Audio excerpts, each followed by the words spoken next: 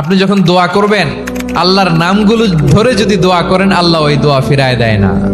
আপনি যদি দোয়ার মধ্যে বলেন ইয়া রহমান, সবাই বলেন ইয়া রহমান, ইয়া রহিম, ইয়া হাইয়্যু, ইয়া কাইয়্যুম, আল্লাহর চমৎকার নামগুলো ধরে ধরে যদি আল্লাহর কাছে ফরিয়াদ করেন, আল্লাহর নামগুলো ডাকেন, আপনার দোয়া মুহূর্তেই কবুল করবে কে?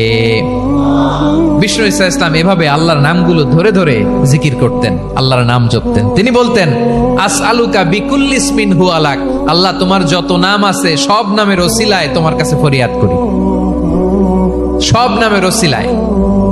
আনসালতাহু ফি কিতাবিক, যে নাম তুমি তোমার কিতাবে নাজিল করেছো, আও আল্লামতাহু আহাদাম মিন খালকিক, অথবা তোমার কোন সৃষ্টিকে তোমার নাম তুমি জানিয়েছো, আও ইস্তাসারতা বিহি ফি ইলমিল গায়বি ইনদাক, অথবা গায়েবের জ্ঞানে তুমি তোমার নিজের জন্য ওই নামগুলো সংরক্ষিত রেখে দিয়েছো। সব নামের ওসিলায় তোমার কাছে চাই। সুবহানাল্লাহ পড়েন।